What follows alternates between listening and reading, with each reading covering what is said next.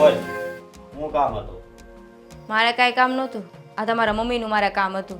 આ તમારા મમ્મીને કેટલી વાર કહેવાનું એકની એક વસ્તુ કે એ વસ્તુ નથી ખાવા પીવાની. આ એની તબિયતનું ધ્યાન નથી રખાતું એનાથી. આ ડૉક્ટરે ના પાડી છે તળેલું બળેલું ને એવું બધું ખાવાની, બટેકાવાળી વસ્તુ ખાવાની, તોય એને એ જ ખાવું હોય. આ થોડાક દિવસ પહેલાં ભજીયા ખાતા હતા, કાલ 2 વડાપાઉં ખાતા હતા અને આજે એને બટેકા પૂરી ખાવી હતી. હવે એની ઉંમર થઈ ગઈ છે તો એને જે ખાવું હોય એ ખાવા આપને. હવે તમે ક્યાં એની જેવા થાવ છો? હું એની ઉંમર થઈ ગઈ છે જે ખાવું હોય એમ. આ તબિયત ખરાબ છે, ડૉક્ટરે ખાવાની ના પાડી છે એટલા નથી આપતી. એને નથી એટલું ધ્યાન રખાતું. તબિયત ખરાબ થાય તો તારી થાય, એની થાય ને. એની તબિયત ખરાબ થાય તો હોસ્પિટલ કોને લઈ જવાના? દવાનો ખર્ચો, એની સેવા તો કરવી ને. સેવા આપણે કરવી પડે. તે સેવા તો આપણે જ કરવાની હોય ને, કાંઈ બહારથી કોઈ આવે સેવા આ તો પણ જાણી જોઈને આપણે સેવા કરવાની ને. તો એટલું સમજાવતા હોય તો કે ઈ ખાવામાં ટેક રાખે, એની ટેક મારે રાખવાની. હવે તને વાંધો શું છે એમ કહું? વાંધો એ છે કે એને ખાવાની ના પાડી અને મારી ઉપર બૂમા બૂમ કરે છે. બૂમા બૂમ તો એ કરશે, સમજે તો. અને એ જે માંગે ને એ તારે બનાવી દેવાનું. નહીં બને.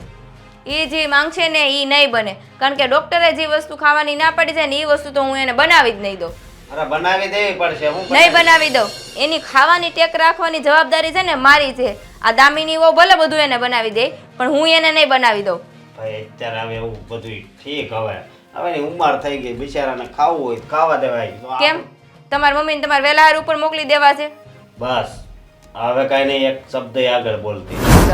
તો કેવું આકરું લાગ્યું તમને કે એક શબ્દ નો આગળ બોલતી? આ તમારા મમ્મી લાંબુ જીવે ને એના માટે આ બધી ટેક રખાવું છું કે ઓછું ખાઈને તો સારું તળેલું ને વડાપાઉં ને આ ને તીન બધું. અને અહીંયા ના પાડવી ને તો બહાર જઈને ખાઈ આવે છે.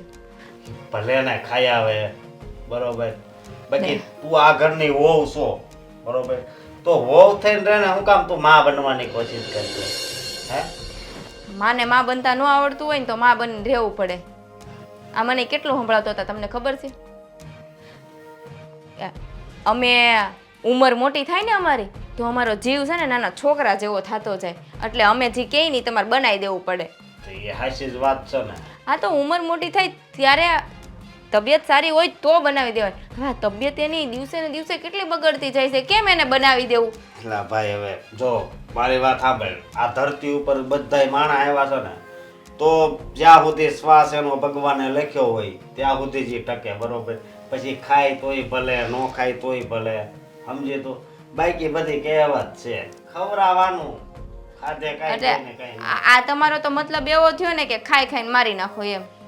ઈ જેટલું વધારે તળેલું ને એવું ખાય ને એટલું એનું આયુષ્ય ઘટશે. અરે હું સિંગ તેલ લાવું, એક નંબર છે. આ તો સિંગ તેલ લાવતા હોય તો હું થઈ ગયું? અત્યારે કોઈ સિંગ તેલ સારા આવે છે, પ્યોર આવે છે? આ ભેળસેળ વાળા જ આવે છે, કેમિકલ વાળા. હું જ્યાંથી લાવું છું ને એ ઓરિજિનલ જ આવે છે. કાંઈ ઓરિજિનલ આવતું નથી.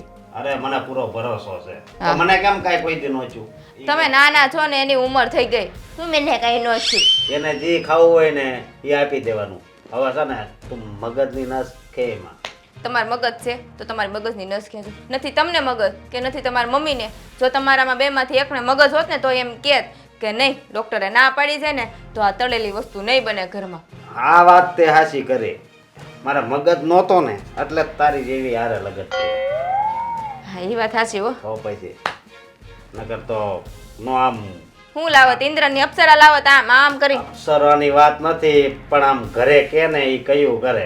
બાકી આપણે રૂપનો ક્યાં પહેલેથી મોહ છે. હા તો આટલા વર્ષોથી છે ને તમે બધાએ જેમ કીધું છે ને એમ જ કર્યું છે. એમાં કઈ હાનાકાની નથી કરી. આ તો થોડાક ટાઈમથી મમ્મીની તબિયત ખરાબ છે ને એટલે વાત કરું છું. બાકી મારે શું છે, હું તો બનાવી દે. જાહે હાયલા વેલા હે. તું બનાવી દેજે, વેલા નહીં જાય તમતાર. જો ભાઈ તમારી મમ્મીને કહીને આવી છું કે બટેકા પૂરી નહીં બને અને તમને કહું છું બટેકા પૂરી નહીં બને. તેલવાળી કોઈ પણ વસ્તુ આ ઘરમાં નહીં બને અને બટેકાની કોઈ પણ આઈટમ આ ઘરમાં તો બનશે જ નહીં. બસ. તો હું ફરસાણની દુકાનથી લેતો આવું યાર. આ તો લઈ આવો, જાઓ. લાવો ને તો કચરાના ડબ્બામાં નાખી દો. આજનો દી પછી તારે બનાવી જ દેવો પડે. નહીં બને એટલે નહીં બને. જ્યાં સુધી મમ્મીની તબિયત સારી નહીં થઈ જાય ને ત્યાં સુધી ઘરમાં તેલવાળી વસ્તુ ને બટેકાની વસ્તુ નહીં બને. અને તમે લાવશો ને તો કચરાની ડોલમાં નાખી દો. અને એક શબ્દ હવે નહીં બોલતા, ચૂપચાપ બેઠા રહેજો આઈને. હું ચા લઈને આવું છું. મારી હાટું કાંક ખારું બનાવી દેજે.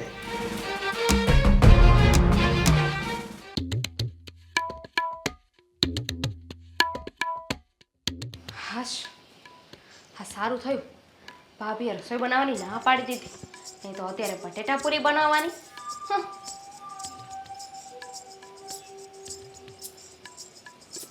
ભાભીએ ના પાડી છે ને કે તમારે નથી ખાવું,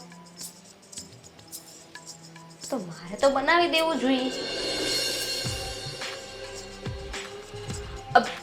મમ્મીજી, મમ્મીજી, હા અહીંયા આવો તો. બોલ ને બેટા, શું કામ છે? તમારી તબિયત નથી સારી? હા, તબિયત નથી સારી.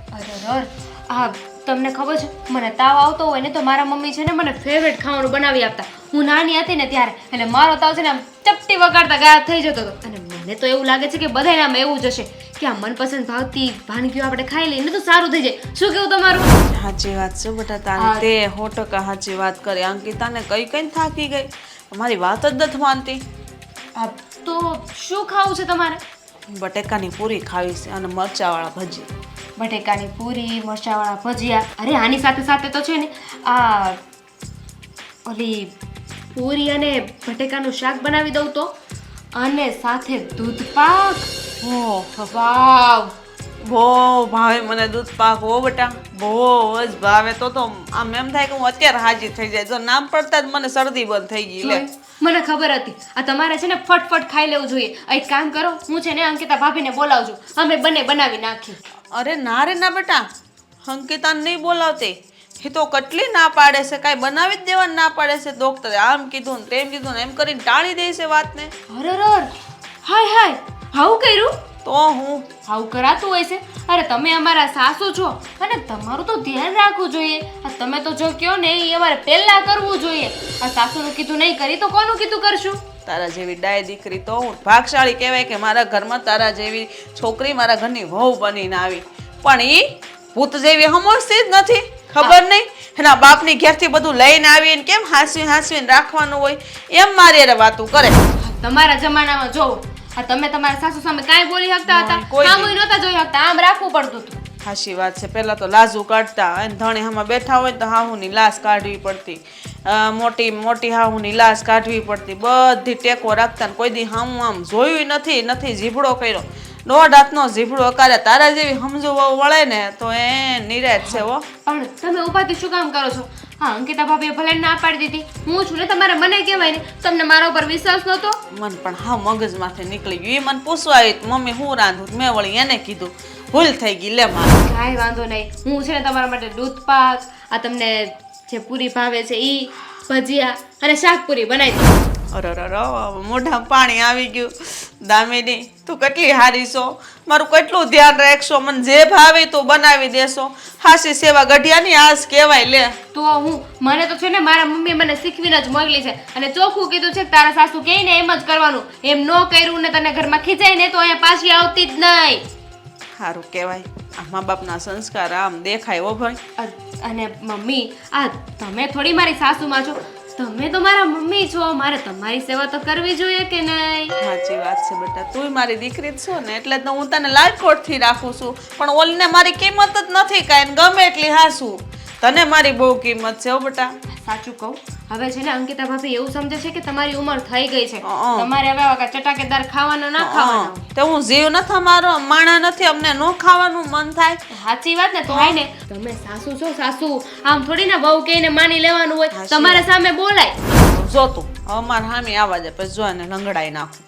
મારી હામી થાય એટલે મને સલાહ આપવા જાય. એટલી જિંદગી હું આમનમ કાઢી. આ ભાભીને તો એટલું જ જોઈએ છે કે તમને દાબમાં રાખે. અત્યારે ખાવા પીવાનું નથી દેતા, પછી કાલે સવારે બધું કામ કરાવશે, અને પછી આખા ઘરના ઢસડા કરાવશે ને એક દિવસ એવો આવશે કે તમને લાત મારીને બહાર કાઢી મૂકશે. ના રે ના બાપા. હો ના હો, મારા બધું અશોકને કેવું પડશે, નકર આ તો માથે સડી બેસે. અબ જુઓ, અત્યારે કોઈને કહેવાની જરૂર નથી. હું છું ને, તમે હું કહું ને એટલું કરતા જાઓ, નહીં તો છે ને ખાલી ખોટા તમે વાકમાં આવશો. આ અશોકભાઈને તમે કહેશો તો હું કહેશે, જો તમને મારી બહુ નથી ગમતી ને એટલે તમે આવું કરો છો, આ તમારો જ વાક આવશે.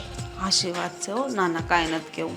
આપણે એને મજાને તું રાંધ ને હું ખાઈ લો એટલે મન નિરાશ થઈ જાય. અરે તમે સોફે બેહો, જો હમણાં મસ્ત બનાવીને લાવ. સારું લે, તઈ કાંઈ કરાવું? કાંઈ નથી કરાવ. હવે એકવાર ખાધી છે ને કાંઈ તબિયત ખરાબ ન થઈ જાય. તો જાઓ જાઓ. હા.